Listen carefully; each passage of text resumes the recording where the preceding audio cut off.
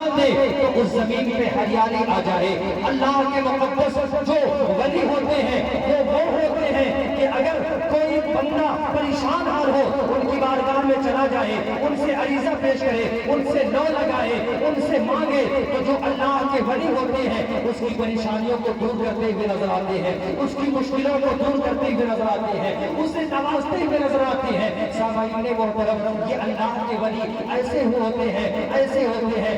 مفسرین ارشاد فرماتے ہیں کہ جو کام علماء کرام سالہ سال نہیں کر سکتے ہیں، وہی کام اللہ کے ولی ایک آن میں کر دیتے ہیں، ایک سیکنڈ میں کر دیتے ہیں، ایک لمحے میں کر دیتے ہیں۔ چنانچہ ایک واقعہ میرے ذہن میں آ رہا ہے کہ اللہ کے جو مقدس ولی ہوتے ہیں یہ لوگ دین کیسے پھیلاتے ہیں۔ کچھ لوگ کہتے ہیں کہ اولیاء اللہ معاذ اللہ اولیاء اللہ دین کو جو ہے تلوار کی زور سے پھیلائے ہیں، لیکن ایسی بات نہیں ہے، بلکہ اللہ کے جو ولی ہوتے ہیں وہ اگر کسی کے اوپر اپنی نگاہ ولایت ڈال دے تو وہ کفر و شرک کی ضلالت سے نکل کر کے مذہب اسلام کے دامن میں آ جاتے ہیں۔ چنانچہ ایسا ہی تاریخ میں ایک روایت مجھے ملتا ہے، ایک واقعہ مجھے ملتا ہے۔ چنانچہ ایک واقعہ میرے ذہن میں آ رہا ہے کہ کچھ لوگ جو غیر اسلام کے ماننے والے تھے، جو کافر و مشرک تھے، وہ لوگ ایک بارات میں جا رہے تھے۔ ہزاروں ہزار کی تعداد میں لوگوں کی جماعت تھی، ہزاروں ہزار کی تعداد میں لوگوں کی بھیڑ تھی۔ چلتے چلتے کچھ دور جب پہنچے، شہر سے جب باہر نکل گئے تو شہر سے جو ہی باہر نکلا راستہ وہ لوگ بھٹک گئے۔ اب وہاں پہ سنسان بیابان جنگل ہے، اب کس سے راستہ تلاش کرے، کس سے راستہ پوچھے، کس سے یہ پتہ پوچھے۔ آخرکار لوگوں نے دیکھا کہ ایک جھونپڑی ہے اور اس جھونپڑی کے اندر ایک درویش بیٹھا ہوا ہے، ایک قلندر بیٹھا ہوا ہے، ایک فقیر بیٹھا ہوا ہے۔ یہ لوگ آپس سے مشورہ کیے کہ ہم لوگ راستہ جب ڈھونڈ رہے ہیں تو راستہ کیسے پتہ کیا جائے، کس سے پوچھا جائے۔ اس وقت نہ گوگل کا زمانہ تھا، نہ میپ کا زمانہ تھا، کوئی ایسا سسٹم نہیں تھا۔ آخرکار لوگوں نے مشورہ کیا کہ چلو اس بابا سے پوچھ لیتے ہیں، اس جھونپڑی کے اندر جا کر کے اس بابا سے پوچھ لیتے ہیں، یہ بابا ہی ہمیں راستہ بتائیں گے۔ کچھ لوگوں نے کہا کہ اس درویش کو کیا پتا، اس فقیر کو کیسے معلوم ہوگا، لیکن کچھ لوگوں نے کہا کہ اگر معلوم نہ بھی ہو تو چلو پوچھنے میں کیا حرج ہوتا ہے، چلو چل کر کے پوچھ لیتے ہیں۔ آخرکار یہ سارے لوگ گئے، جانے کے بعد اس کٹیے کے اندر جانے کے بعد اس بزرگ سے ارشاد فرمایا کہ بابا ہم لوگ باراتی ہیں، ہم لوگ مسافر ہیں اور سفر پہ جا رہے تھے، بارات جا رہے تھے، ہم لوگوں کا راستہ گم ہو گیا ہے، ہم لوگوں کو پتہ نہیں، راستہ ہم بھول گئے ہیں، بابا ہمیں راستہ بتا دیجئے۔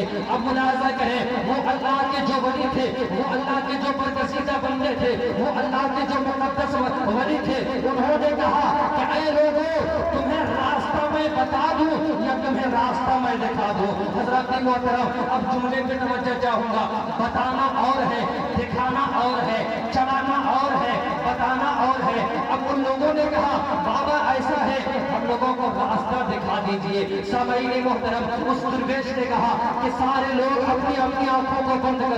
جب تمام لوگوں نے، تمام باراتیوں نے اپنی آنکھوں کو بند کیا تو کیا دیکھتے ہیں کہ آنکھ جب تک کہ کھلی تھی وہ سارے کے سارے لوگ اس جگہ کو دیکھ رہے تھے، لیکن جو ہی آنکھیں بند کی ان تمام لوگوں کے ذہن میں خانہ کعبہ اور مدینہ منورہ دکھ رہا ہے، مصطفیٰ جان رحمت کا روضہ دکھ رہا ہے۔ حضرات محترم، اب ان لوگوں نے، ان تمام باراتیوں نے آنکھ جب کھولی تو کھولنے کے بعد سارے کے سارے باراتی اس بزرگ کے قدموں میں گر گئے اور اس بزرگ سے وہ تمام باراتیوں نے عرض کی حضور ہم لوگ راستہ بھٹک گئے تھے، راستہ اب ہمیں مل گیا ہے، اب دیر نہ کیجئے، کلمہ پڑھائیے مسلمان۔ 1000 باراتیوں کو اس اللہ والے نے ایک آن میں، ایک لمحے میں کلمہ پڑھا کر کے مسلمان بنایا۔ یہی نہیں، اللہ آج کچھ معاذ اللہ لوگ کہتے ہیں کہ جو ولی ہوتے ہیں مر کر کے مٹی میں مل جاتے ہیں، اولیاء اللہ کچھ نہیں سنتے، کچھ نہیں جانتے۔ ان لوگوں کی بارگاہ میں جانا یہ سراسر غلط ہے، ایسے ہیں ویسے ہیں، طرح طرح کی باتیں کہتے ہیں۔ لیکن ان لوگوں کو میں بتانا چاہتا ہوں، آپ نے تاریخ کا وہ چیپٹر سنا ہوگا، تاریخ کا وہ ہسٹری آپ نے پڑھی ہوگی۔ حضرت صابر کلیر رضی اللہ تعالیٰ عنہ، حضرت صابر کلیر کو کون نہیں جانتا؟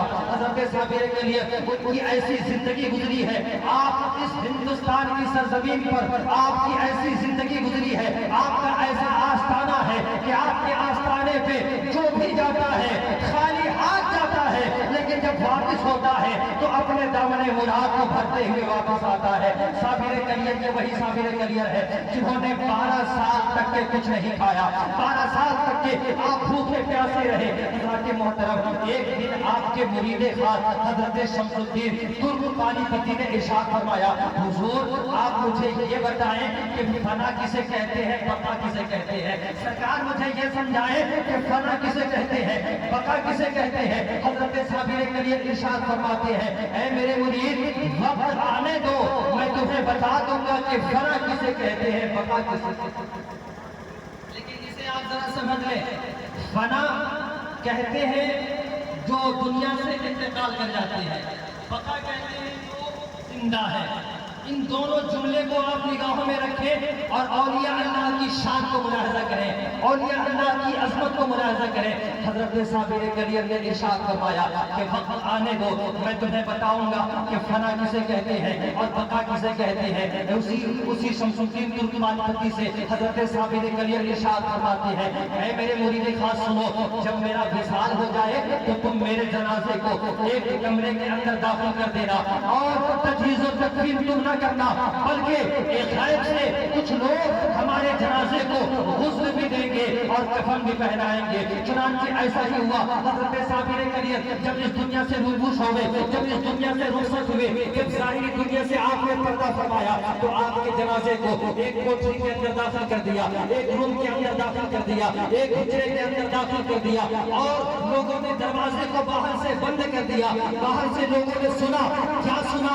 کہ پانی بہنے کی آواز آ رہی ہے، پانی بہنے کی آواز آ رہی ہے، یعنی غسل کی آواز آ رہی ہے۔ تھوڑی دیر میں جب پانی بہنا بند ہو گیا تو لوگوں نے جا کر کے، ان کے مریدوں نے جا کر کے جب دروازہ کھولا تو کیا دیکھتے ہیں کہ حضرت صابر کلیئر غسل پا چکے ہیں اور نیا لباس یعنی کفن میں ملبوس ہے، سج دھج کے دلہا بنے ہوئے ہیں۔ اور حضرت صابر کلیئر نے یہ بھی ارشاد فرمایا تھا کہ جب میرا جنازہ تیار ہو جائے تو تم کسی کا انتظار کرنا اور تم لوگوں میں سے کوئی میرے جنازے کی نماز نہ پڑھانا، تم جنازے کو رکھ کر کے انتظار کرنا۔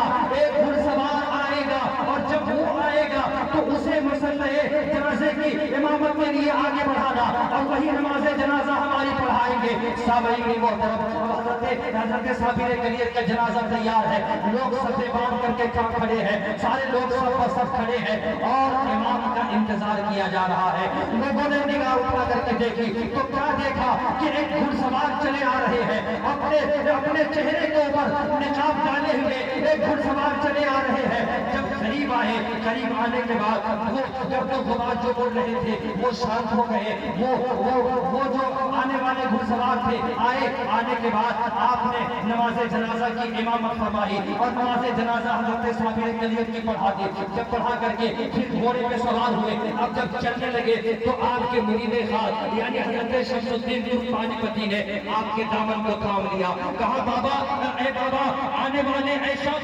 شخص آنے والے، آپ نماز پڑھا کر کے جا رہے ہیں، میں نے آپ کے چہرے کو نہیں دیکھا، نہ میں آپ کو پہچانتا ہوں، نہ میں آپ کو جانتا ہوں، آپ آخر ہیں کون؟ جب میرے پیر و مرشد صابر کلیئر کی تاریخ لکھی جائے گی، جب ان کی ہسٹری لکھی جائے گی، لوگ کہیں گے کہ ان کی نماز جنازہ کسی شخص نے آ کر کے پڑھایا تھا، تو میں اس وقت کیا جواب دوں گا؟